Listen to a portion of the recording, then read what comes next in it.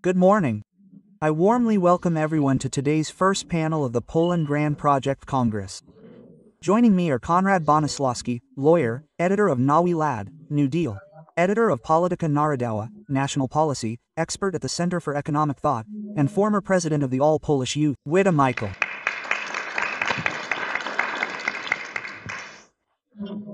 Elbląga city councillor, activist with the NowaPL movement, and president of the Institute of Political Culture. And Tomasz Modrzejewski, lawyer, journalist for the British Poles UK portal.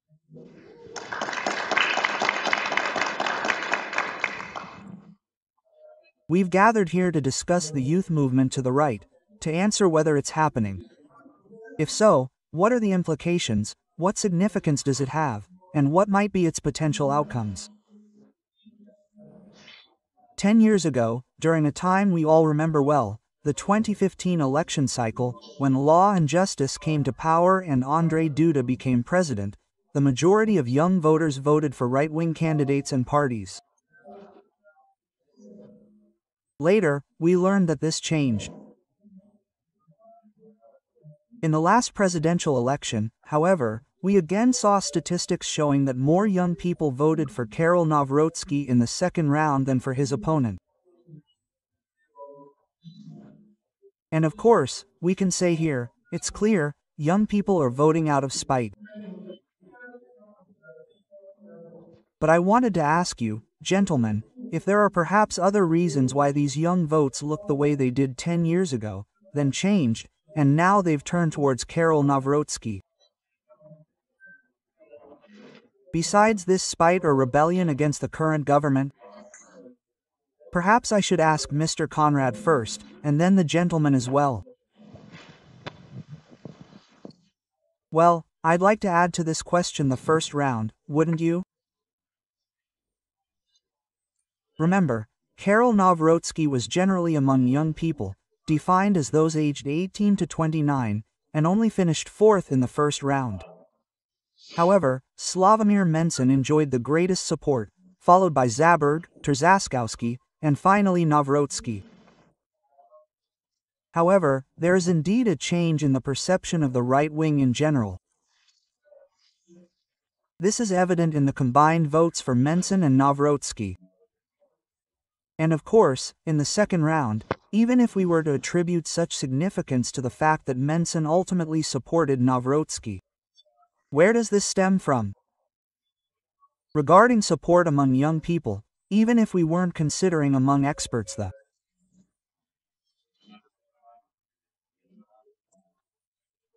political and sociological reasons behind it, we probably can't underestimate the purely image-related issue. That is, whether a candidate is, to put it colloquially, but probably close to that mentality, embarrassing, cringeworthy, or simply electable among young people. The pendulum effect, which you also mentioned in your question, also works somewhat like this. Well, if we think about a young person, we're young now, up to 40 or even 50, but let's say someone who uses their smartphone constantly, well, after a minute on TikTok, they're already bored and switching to another video. However, when they see the same faces in politics for 15, 20 years, meaning they've covered their entire life, they're already bored with these people. And that's a sad observation. They simply get bored with something and choose a different product. It's sad, really, but it's quite relative and superficial. However, there are also elements in the thinking of young people, I believe, and this also stems from various types of research, both qualitative and quantitative. Qualitative, of course, personal, anecdotal evidence, the most important in journalistic work, that young people, well, do look beyond the candidate's frumpy, non-frumpy image to their personality profile. Hence, perhaps, the electorate flows observed, somewhat obscure, probably for political scientists, perhaps more understandable for sociologists, between Zabierz and Mencen. And it seems to me that this element, all these elements must be taken into account. But what can be done? The most important question is to ensure that this pendulum swings, let's say, permanently towards the right, and that young people don't return, at least en masse, to liberal or leftist politicians. It's probably quite difficult. Here, we only considered parliamentary and presidential elections over the past decade. Well, I come from a nationalist background, which was mentioned at the beginning, and I would therefore consider a different point of reference.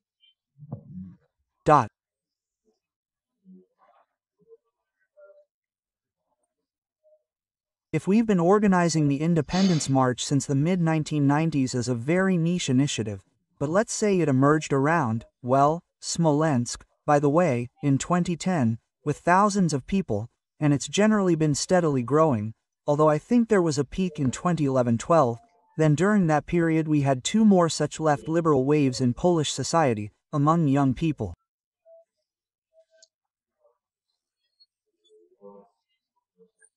First, there was Palikot around 2011, I think. That's when he entered the Sejm and actually had the support of young people. It's impossible to relativize that. Then there was the strike, and if we were talking, or if you were talking without me 2 years ago, we'd probably say that the coalition's victory on October 15th was also secured by young people. So, unfortunately, the pendulum is shifting. The problem is, perhaps all of the elements I mentioned earlier, what to do to attract young people. It seems to me that, contrary to what I said in the last sentence, this isn't just superficial interest. However, to avoid disappointing the votes of young people, the right-wing platform would probably need to be significantly reformulated, but perhaps we'll discuss that later in the discussion. Yes, indeed, we'll ask about that later. However, I wanted to ask the other two gentlemen here. Michał, you also come from, and are active in, the NowaPL movement, which is not personally linked to President Karol Nawrocki's circle. You were also active during the presidential campaign. What did it look like from your perspective? Did you actually see such a manifestation of interest in this candidacy, and did it reflect the broader phenomenon of a youth turn on the right?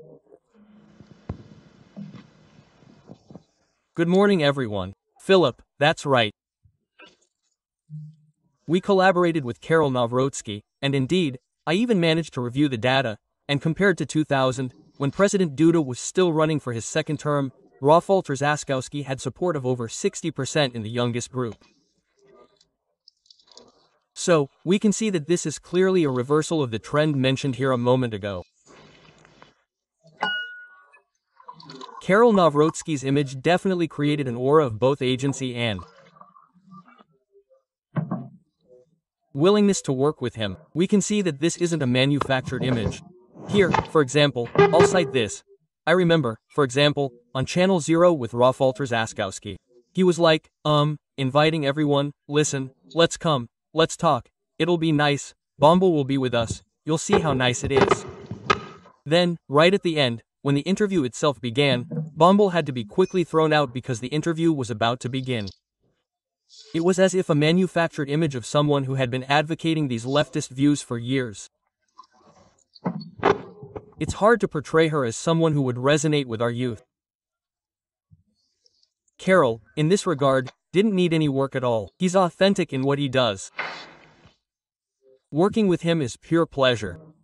He's a man with a truly extensive historical knowledge, and that knowledge is infectious. I had the opportunity to meet Karol at Westerplatte during one of the Institute of National Remembrance events. Karol Nawrocki also has that something that both encourages action and, at the same time, fuels us, if we choose to engage in this process. And indeed, as NowaPL, we have participated in many such events. Thank you very much, Tomek. As a journalist, but also someone interested in Polish politics, who also works with young people, you probably also had the opportunity to observe this election campaign. It was, as everyone here knows, very interesting. A lot was happening.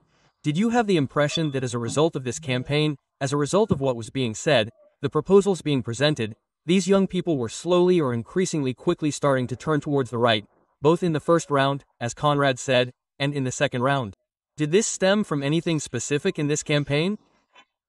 I mean, yes, in my opinion, a very important aspect, of course, besides what the editor said about the image issue, namely the fact that Karol Nawrocki actually took advantage of the period in which he entered politics from outside of it. He wasn't a widely recognized figure. He certainly enjoyed a certain privilege of agency, although we know that in the Polish constitutional system, the president isn't necessarily associated with such agency, except in a negative way, yes, vetoing laws and amendments. However, in my opinion, a very important element is that, especially as a result of such European changes, even Great Britain's exit from the European Union, and now the Russian-Ukrainian war, young people identify with certain identity values. It's not just about patriotic values, for example, but also about the fact that even within politics, of which I think the Razem party is a good example, there are tendencies to base the ethos of the Polish left back on the history of the Polish Socialist Party, and so on, and so on. And in this sense, such non-obvious flows are quite interesting, because, so to speak, hanging out with my peers, I know many examples of people who voted for Adrian Zaberg in the first round, and then voted for Karol Nawrocki in the second round, and it was completely obvious to them. Yes, that is, they, as it were, identified with a certain affiliation option, realizing their views to the fullest extent by voting for these candidates. So I think this identity aspect is important. I would make one caveat, that he isn't defined by a party. And here, it seems Karol Nawrocki planned his campaign very well, not wanting to be a candidate of a political party, but rather a candidate of the right wing in general. This makes it clear that Sławomir Mencen was entering a controversy here, because there's a war going on for the government of souls, right? Who can actually represent this right wing? The entire dispute between Confederation and Law and Justice is essentially aimed at delegitimizing themselves on the basis of this ideological right wing. And it's to this right wing that young people can aspire, not from a party perspective, but in the sense of a broader camp.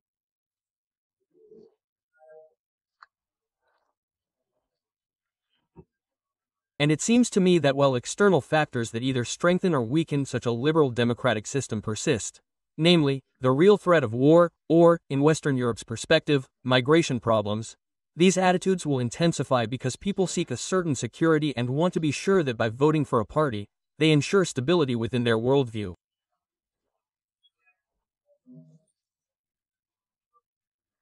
So, it seems to me that these identity issues were very important. How long will this last? In my opinion, this is mainly due to the fact that politics, unlike in previous years, when we benefited from the dividend of our presence in the European Union, which was unequivocally positive up to a certain point, is ending abruptly. However, this shift towards thinking about the state as a nation-state, starting with Great Britain, which decided to leave the European community, is visible and will deepen until a new way of collectively coping with threats emerges. As for whether it will be created, whether the European Union will survive this crisis or not, well, I think we can have our doubts. Thank you very much. We talked a bit about how young people voted and what the implications are.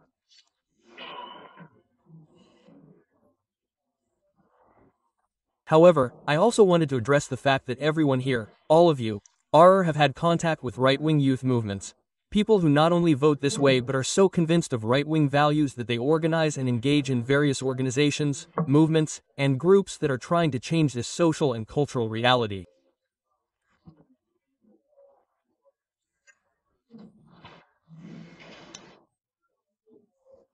And inevitably, these groups will bring to the right their own sensitivity dictated by generational experiences, perhaps an emphasis on specific topics, perhaps a shift in opinion on certain matters compared to the right wing of the older generation.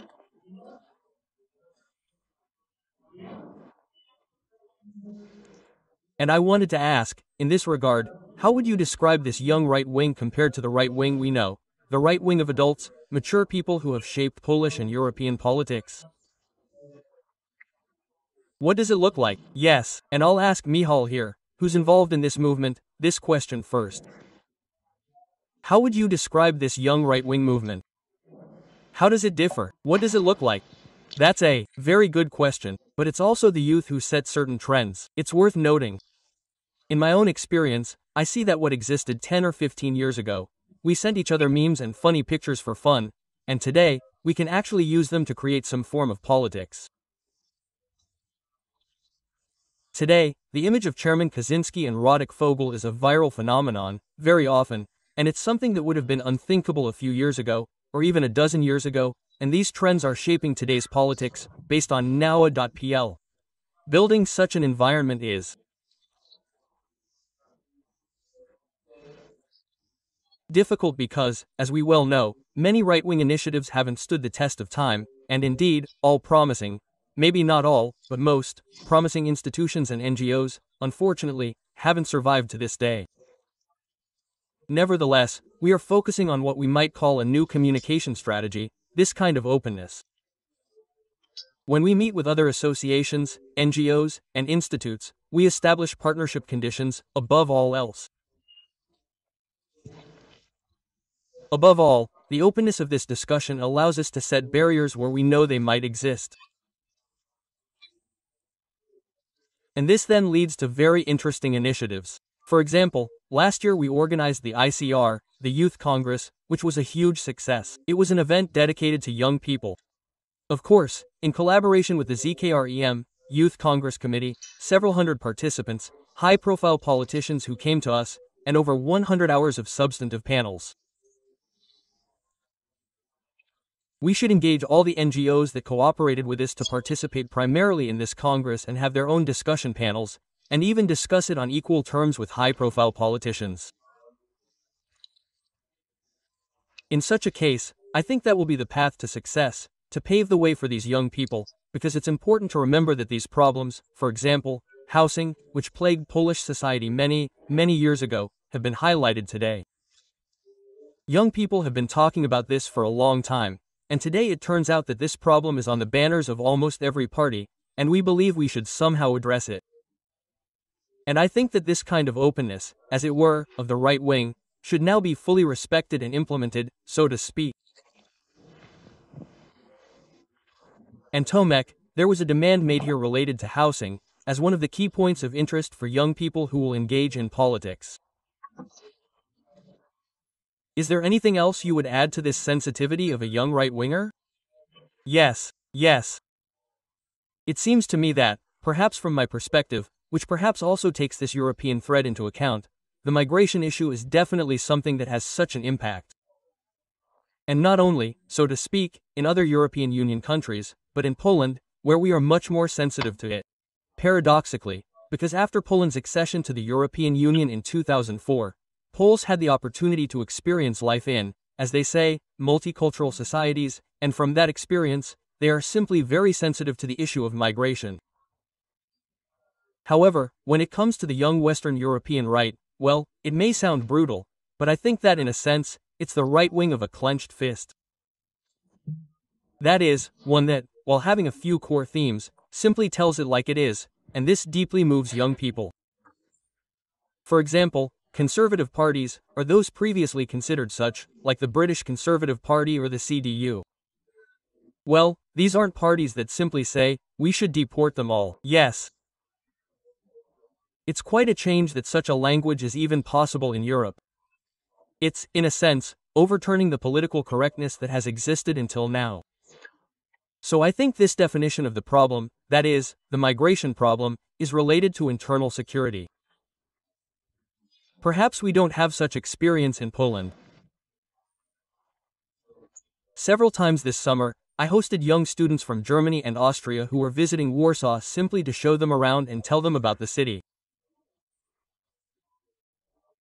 An Austrian friend told me that, if you don't understand what it's like to walk out onto the streets of your city and feel in your stomach that someone might attack you with a knife. Yes, the answer to this isn't fear or the need to acclimate to such a state, because that would be abnormal and so humiliating, but a response that nevertheless has the potential for aggression. I think that's true. It's obviously difficult to assess, because people are already talking about a 1930s style climate, the one prevailing in Europe, that there will soon be street fights or something similar here. We're not seeing that. However, in my opinion, it's a qualitative change compared to those parties that, like in Great Britain, the Conservative Party of 1834, has 8% support among young voters. This is a party that's difficult to say how it differs in pursuing any right-wing agenda, other than lowering taxes for, so to speak, the prosperous. It's actually about the right wing. It's hard to call this right-wing in any way, so it's not surprising that Nigel Farage's Reform Party is taking the lead here. And we have very similar observations when it comes to Germany. Yes, this is a topic that particularly interests me here, because what the AfD is introducing into German politics is not a complete Copernican revolution, one that has significant consequences for Poland. I think that, looking at the changes taking place in Europe, I haven't yet heard anyone in Poland raise doubts about whether Germany should have developed its armed forces in this way after World War II.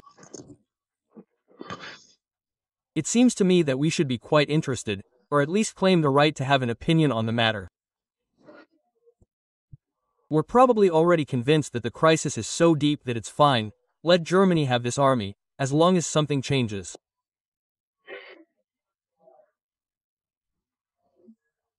However, with the AfD's current support, I question whether there really shouldn't be some discussion on this topic, because the traditional social base of the right wing, which I could say more about here, but this isn't the direct place, is deeply revisionist, with its very young population, and I think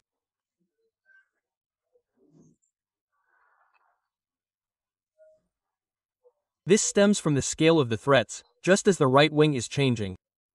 But on the other hand, not everything that's good for other countries is good for Poland, for Europe. This can be proven historically. Quick note here, as an attorney. Yes, and Konrad, too. Sort of referring to what you said, I actually reviewed the data, and as you say, EFD, for example, or the Italian brothers, if I recall correctly, I think it's about 60% of right-wing parties. The Vox party in Spain is becoming increasingly popular. Of course, we're talking about the youngest segment here. Even in Portugal, I saw somewhere that such data is slowly starting to emerge, and indeed, the profile of young right-wingers is already visible across Europe, beginning to expand. So, the question will be whether this is a problem we're grappling with due to the ambitions of certain groups, or whether we'll actually be able to cooperate here in some larger way in the future. Thank you. Konrad, you belong to a movement, in the broadest sense of the word, a national movement. Not to be confused with the party itself, the national movement. Nowy Ład, the Nowy Ład portal, recently celebrated its 5th anniversary. The Nowy Ład Congress also attracted a large group of readers and supporters, so it's a community that has solidified and articulates certain arguments, and it's a community largely composed of young people. In your opinion, do younger Polish nationalists contribute certain topics to the political discussion? And what does this movement look like, let's say, in Poland, compared to perhaps similar movements in Western Europe? Starting from the end of that question, we've had a slightly different problem for years, say, on the national right or among nationalists. That is, we still had young people, more or less, there, but there were no middle-aged people. There were also seniors, let's say more or less engaged, so that was the sociological profile of our movement. And so, comparing it to other countries, we look with great envy at the middle-aged people in Hungary or Italy, for example, who are involved even in movements that don't have a great future, with, let's say, a few % of political support.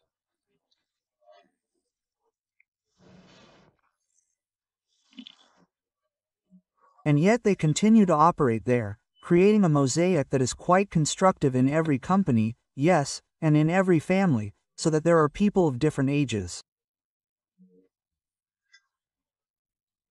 So I wouldn't overestimate the generational identity in this regard. I see a problem with the portal itself, a slightly different kind, and this isn't just my observation, but also that of friends from, say, similar portals. It still surprises me when I look at the audience structure of our channel, for example, that middle-aged people watch us more often than, for example, students or people under 30. Perhaps this isn't a format that resonates with modern viewers. I mentioned TikTok in my previous post, right? So, there's a certain kind of message, but you'd have to simplify the message to that audience. However, when I recall my student days, for example, it was the height of my interest in public and political life, and of course, Aristotle observed that politics is for free people, meaning those with free time. Yes. Obviously, either when we're retired or when we're students, we can follow public life or participate in it. So, I do see a bit of a problem.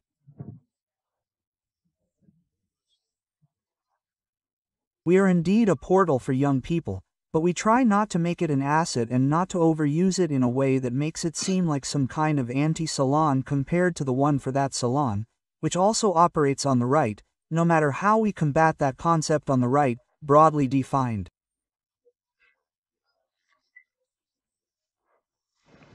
Here, I'm particularly reminded of editor Ziemkiewicz, yes, with his anti-salon. However, generational identity is certainly evident. We try to raise topics that are perhaps not very popular on some right-wingers for historical and generational reasons, such as the active state, the developmental state, and we often get flack even from our viewers and readers. However, we believe that we should do what's right and what's good for Poland. And this is probably also some advice and a bit of an answer to our first dilemma: how to retain this right-wing voter. We simply have to educate them, and that's one thing, but also educate them to certain values. If we rely only on the basest instincts, as Tomek said, about the UK cutting taxes, then generally speaking, it might resonate with some voters in the short term. However, Poland faces development challenges, very serious indeed. These are the engines of growth, simple as that. The demographic dividend, that's already clear. Membership in the European Union won't be beneficial for us in a few years.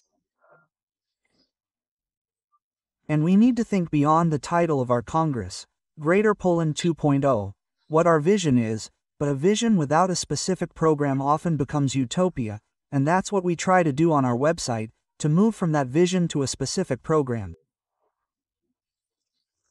Thank you very much. That was also a very valuable addition, that in addition to issues related to housing and migration, there's also this development agenda. These three programmatic points emerge for me, which are attractive to young voters, and therefore also potential young voters of the right wing. And on the other hand, we're constantly dealing with attempts to win over the souls of young voters by this liberal leftist side. We have Campus Polska, a high-profile, large, well-funded conference, but also a conference that truly strives to offer something interesting to young people. A while ago, when Campus Polska was taking place, this opinion was cited because of the right-wing commentary. Many journalists have repeated this. Why isn't there a right-wing campus in Poland? Yes, there isn't anything, there's nothing analogous. Perhaps I'm hoping that you might mention this here, perhaps there are some events, just less well-known, less media publicized. However, I wanted to ask, do you really feel that these left liberal initiatives are working to some extent?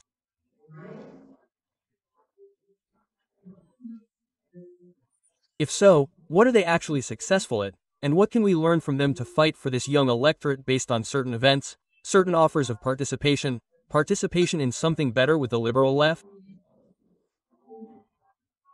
And here, perhaps I'll ask Tomek this question first. Yes, well, it seems to me that if the right wing wants to think so long-term about attracting these young voters, then there are already an incredible number of examples. Well, I don't know. Georgia Maloney herself, if only she hadn't gotten involved early in her life, hadn't gone to various camps, which I won't advertise here, and participated in the activities of what, well, in Italy, practically most young right-wingers know an institution like Casapont, right? So you could say a right-wing group that also distributes food and helps people. It's the same as with Polish history, right? If someone had experience in the legions, for example, including the regaining of independence, then in a sense, they shaped their political future until the very end, although of course, with exceptions. However, I think I see such a possibility, or rather, a need. There was once an initiative to respond to such an anti-campus, right? That might not be good thinking at all, so if I were to advise how to respond to such demands in Katowice, I think, but unfortunately, I don't remember the name of the forum. Besides, it probably didn't survive its first edition. In fact, what the liberal left has usually tried to win by creating a cool format. It's attractive, it brings together people who are, well, celebrities, yes, without strong views, but generally fit into the broad democratic liberal movement. But is something like this even possible on the right? Well, in my opinion, this raises the question again. To what extent is it possible to organize something like this without a single party banner? Yes. Certainly, a similar event could encourage some form of right-wing integration. Besides, it seems that recently, such a youth integration event also took place at the New Order headquarters.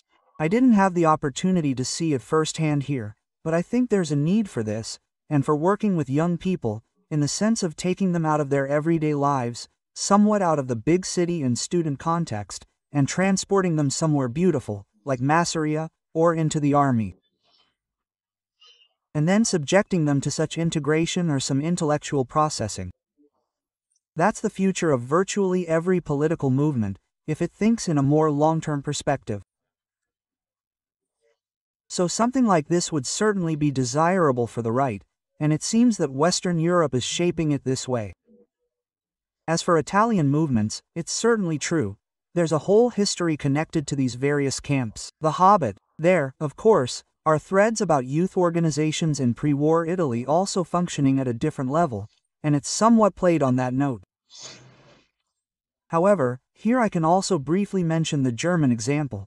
Political and social integration, for example, in the case of the AfD, takes place in student organizations.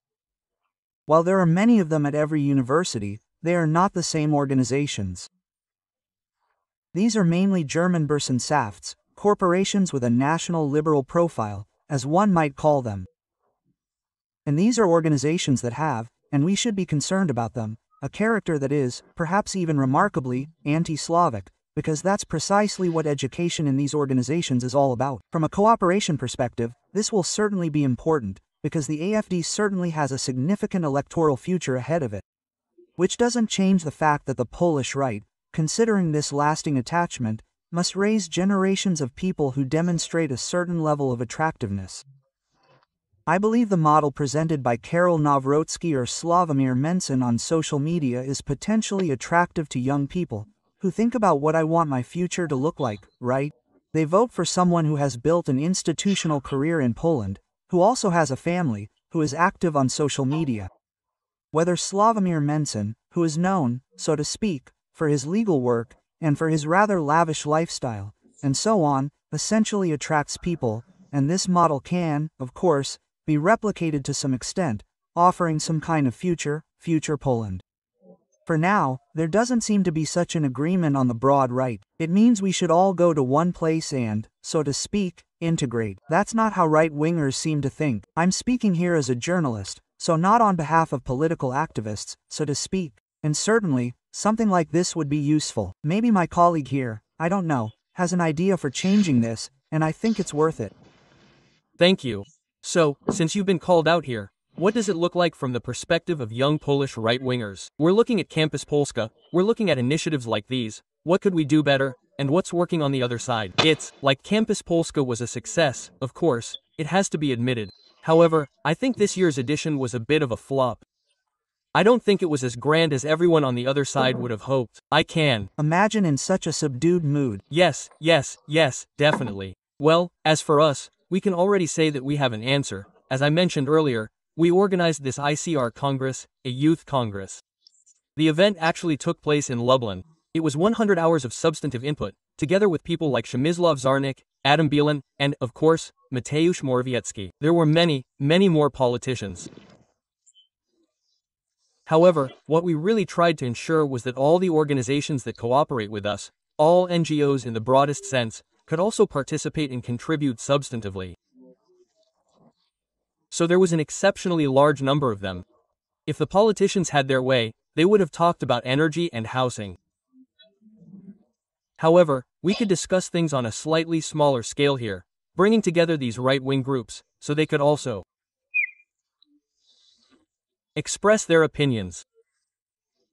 This was convenient, of course, because we were giving them a space for discussion, and they could, as it were, bring their associations and institutes to Lublin.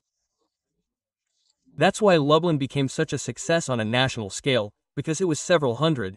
If I'm not mistaken, I think we were aiming for around 500, 700 people, and we're talking almost exclusively about those users, in quotes, young people. So it was a success. It needs to be said out loud.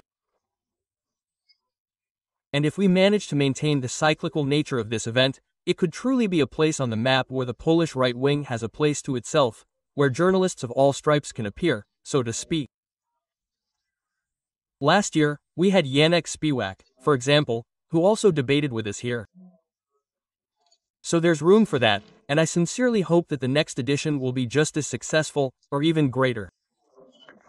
I'll just ask a quick question. As someone who has organized events before, I know how difficult it is to get several hundred young people to participate. Especially if it's in Lublin, which isn't in the center of Poland, so not everyone is close by. And I understand that the secret to this success was precisely the fact that various friendly organizations showed up in full force. Was there another reason for this? Secondly, the lack of space, which is inevitable. If a right-wing community has appeared and is organizing some form of congress, it's obviously much, much easier to come. Plus, of course, we're building these relationships. Every day we invite organizations to collaborate with us. If I'm not mistaken, a youth report was published in September of this year. As part of NowaPL's collaboration, I encourage all friendly groups to join us, and indeed, this opportunity for these organizations to be more active makes them much more willing to join us, because they know they can work with us on a partnership basis, not on a top-down basis. It would be much easier to build these relationships then. Plus, what we were talking about, it seems like this is the only point, for now, outside of smaller initiatives, that will allow us to unite. Great, thank you very much, Konrad. It's a bit of the same question, but how do we actually build such an attractive right-wing culture? A culture perhaps online, perhaps also in real life, that could compete with what this liberal leftist website has to offer. Well, for many years, we've looked with a certain envy at what political criticism on the left is doing. They obviously have some subsidies and big business interests behind it, but they weren't behind it from the start. However, after all these years, firstly, we probably don't have a complex. That's one thing. And secondly, if Krytyka Polityczna, now probably the popular podcast Dwi would like to take its place, would like to unite the entire left, then on the right, it's a bit more fragmented, and perhaps the fact that there isn't a single campus, anti-campus Polska or campus Wielka Polska, I don't know, we could start some wordplay on this name. Well, that's also due to the fact that there are so many of these groups and so many portals. I attended a weekend meeting of the Jagiellonian Club in June, I think, and it was also of a high intellectual standard, especially considering the group of people who gathered. The right truly needs to be more culturally embedded among young people. However, my observations over the past 30 years, since I became socially involved, are that whereas before the internet, memes, or other short forms, every group, liberal, leftist, far leftist, rightist, as I said, in the entire mosaic, had its own quasi-subcultural code system. Now, more or less the same thing reaches everyone, all young people, so we have to somehow manage these instruments. I can tell you, it's obviously visible in the views, in the great interest in deconstructing popular culture, let's say Netflix, to put it collectively. Because the right wing also needs to understand sometimes that the young audience isn't just about Chopin competitions, but also about music, popular music. It's not about stooping to that level, of course, like, I don't know, the days of TVP, Polish television, that were rightly bygone. But it's about establishing some kind of dialogue, and that's probably the way to achieve that, the campus or hobby camp Tomek mentioned, right? It was also an attempt by the right wing to somehow exploit the literary trope. And of course, that has to be done, and if I may add one last thing, the problem with youth organizations is that they're fragmented, sometimes poorly organized, and so on. However, an even bigger problem is with right-wing parties, where even if a young person joins, as someone once rightly observed, they're already mentally old. That is, they're only concerned with how to fight off their local party colleagues. They already have that mentality, the mentality of someone middle-aged or even elderly. And these parties, even those younger than Law and Justice, also look quite similar. However, I don't have a silver bullet on how to change this institutionally. Thank you very much. We don't have much time left, so I wanted to ask a slightly simpler question, but I think it's important, because someone might also say, we're talking about how to reach young people here, how to get young people to vote for right-wing parties and adopt our conservative values. But perhaps the game isn't worth the candle, because in times of demographic crisis, young people will always be the generation outvoted by older generations, so perhaps there's no point in competing for this group.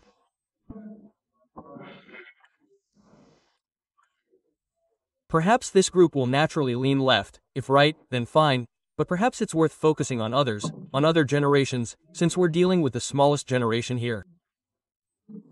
And is it worth it? Is the game even worth the candle? I wanted to ask this question first to you here, Konrad, and then to the gentlemen who follow. Is it worth it? Of course, from a political perspective, this is a very valid question. This is the dilemma of, for example, the Slovak, well, not right-wing, but let's say populist and somewhat nationalist, Smer, right? Considering the need for public finance consolidation, they must choose between supporting young people who expect housing, pro-family policies, and so on, or pensions for 14, 15, 16, and 17-year-olds, and they choose the latter. Because that's their electorate, and that's the future. It's obviously a tragic choice. But a voice is a voice. However, that's why I work more in metapolitics, and the beautiful Polish word policy. I deal with policy, not politics, because I believe it's simply more important in the long run, and so, as I said, there's a shift toward young people. It may be short-lived, but I believe we can create a media culture, or such environmental, intellectual influence groups, that would shape these individuals permanently. For professional or family reasons, I sometimes meet people who, let's say, are a decade or more older than me, who around 1990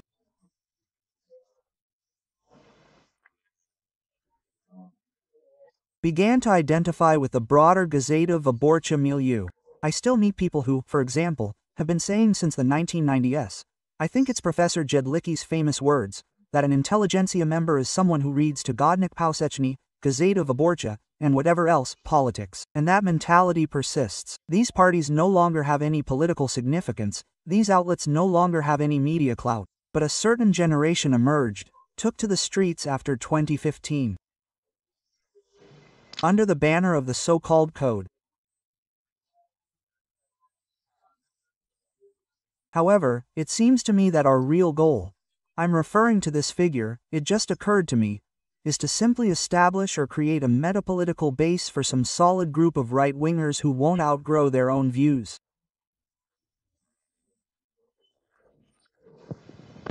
Thank you. Michał, what do you think about this? Is it worth fighting for the votes of the smallest demographic group? Of course it's worth it, if the demographics are actually in my favor. I might feel like I'm in this relatively low age group for a while, although the top 3 are already starting to hurt. But it's definitely worth it. I might not insist on this, but I'd like to reiterate what I've already said, that it's today's youth who will set the trends that will guide us in the future. And the problems that plague today's youth could turn out to be a problem for the entire society in a few or a dozen years. It seems like they'll be trying to implement this recipe in their own way. Of course, referring to raising them in the right spirit of patriotism and our Christian values. Nevertheless, it's hard to find a uniform recipe, as has already been said. Thank you, Tomac. Well, we do have this smaller demographic. Someone could also say, expanding on my argument, that of course, this is a matter of the future. It's clear that these people will be the decision makers in the future, but people also change their views as they get older. People begin to value different things as they get older, and therefore, our program, our offerings, if they're aimed at mature or older adults, will also appreciate what we have to offer over time. Is there any point in specifically addressing those who are currently the youngest voters, Generation Z, and let's say millennials? Yes, I've also been in the front 3 since Thursday, so I don't know if I even have the right to comment on this matter, as my back is already hurting. However, hello to my neighbor. I can say this for sure. When I'm having this conversation about the nature of political movements, I often return to a documentary, which is fortunately still available on YouTube, Betar Jews, Cursed. Mr. Peter Gontarczyk was responsible for preparing this film, which is very interesting because it features older people who, back in Poland, participated in the upbringing of Betar organizations.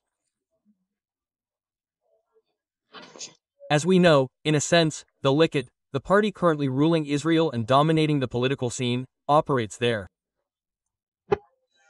There's a very interesting presentation of the issue related to the creation of a certain culture. Yes, one that functions around a political movement, addressed to people, when these older people say, well, I have fond memories of that, well, there were songs, we used to go here, and so on. This agenda flowed somewhere around that, and it led to a certain upbringing, meaning that today's Israel, when it comes to the political scene's tilt to the right, well, I don't think I need to explain what it looks like. In fact, no European country has a foothold. Well, God forbid Germany doesn't. In any case, I think it's definitely true for another reason. Because currently, when it comes to changing views, it's forged within the younger generation, who are the creators of social media, primarily, and on a massive scale. Yes. Here, taking the example of Great Britain, it's certainly the case that these young Reform MPs, the Reform Party, for example, has the youngest county leader, a 19-year-old, yes, in Warsaw. And it's true that even though the party isn't even that popular among young people, these young people, who create online messages, reach people who are free because they have free time. In retirement, for example, they watch roller skates, listen to these things. And indeed, in a sense, young people have the potential to influence this. The second question is whether this demographic structure will survive the subsequent crises that await us in Europe, because of course, it's not a positive prospect. However, as a result of, say, armed conflict, yes, this demographic structure could collapse, and these are certainly issues that should be taken into account. However, undoubtedly, and I wholeheartedly recommend watching this documentary, Jabotinsky says this when he thinks about creating a movement or party that was just formed in a country that didn't even exist, right? He assumed that working with these young children makes a lot of sense. As he said, in Poland we have a huge tradition of scouting, right? Which, in a sense, probably has something to do with it. However, scouting, perhaps this is about the 10th point of the Scout Law and the idea that everyone imagines such integration, even at camp, over a beer. This isn't entirely possible within the conventional framework and activities of scouting. However, it is a certain introduction of young people to these paths of patriotic symbols. And here, as Konrad said, this is a very important issue.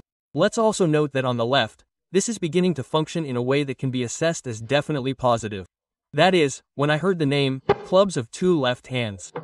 The only thing I associate with clubs is the Gazeta Polska clubs, and suddenly two 40-year-old leftists are founding two left-wing clubs, which are, yes, focused on pro-development discussions, yes, the development of Poland and the history of the Polish Socialist Party.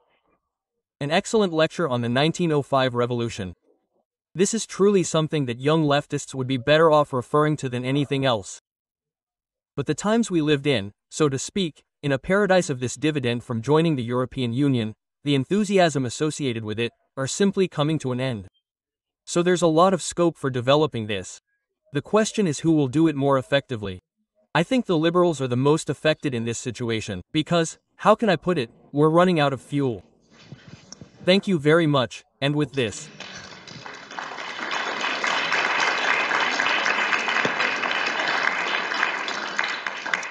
And with this observation, I wanted to conclude our panel. Michał Rutkowski, Konrad Bonisławski, and Tomasz Modrzejewski spoke for you. Thank you very much.